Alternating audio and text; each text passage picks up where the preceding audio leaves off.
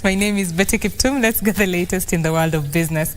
Now, the Salaries and Remuneration Commission could close in January due to funding challenges. SRC Chairperson Lyn Mengich told the National Assembly's Committee on Labour that the Salaries and Remuneration Commission is currently in a dire financial predicament, which could see it shutting in January next year. Here is our reporter Trevor Ng'endo with the details.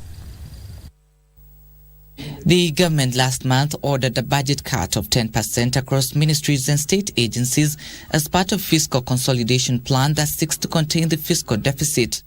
The Salaries and Remuneration Commission, in a meeting with the National Assembly's Departmental Committee on Labour on Monday, disclosed it is facing financial constraints that could cripple operations at the agency.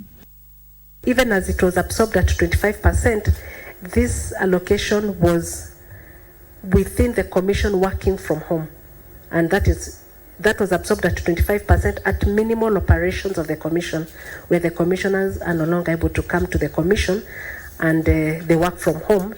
We are going to run into issues where we will not be able to meet statutory engagements, obligations.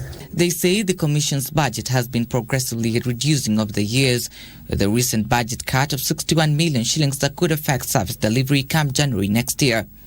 We are operating on the bare minimum. Now it is being cut to 500. What will happen to us? In fact, it should be increased.